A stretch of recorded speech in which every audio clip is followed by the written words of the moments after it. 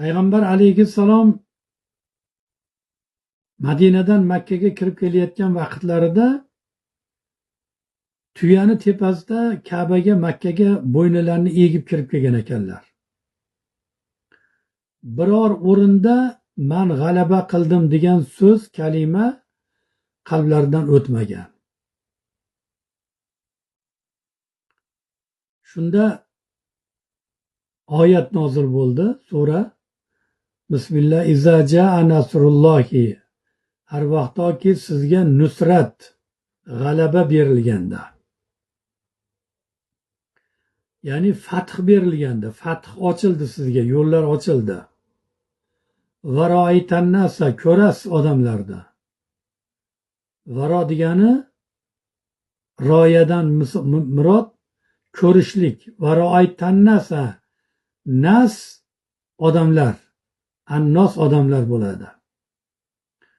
Varoitannasa, odamlarni ko'rasiz Muhammad, yadkhuluna, kiradilar, fi dinillahi afvaja, guruh guruh bo'lib dinga kirishlarini ko'rasiz. Hammasi guruh guruh bo'lib kelib, ular nima qiladi?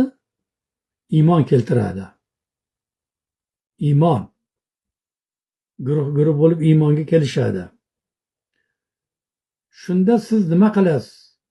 Bular fath qilganligim uchun mani zafarimni, muzaffarligimni ko'rib turib iymon keltiryapti deb o'ylamang.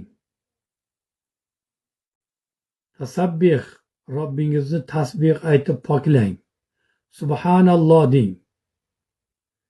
Bihamdi robbika. Alhamdulillah deng. Robbingizga hamd ayting. Vastag'firuhu. Robbingizga istig'for ayting. Istig'for ayting.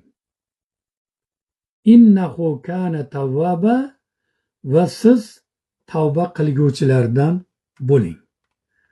Parvardigor shuncha fathini berib turib, o'zini payg'ambarini kibrlanib ketmaslikka chaqiryapti.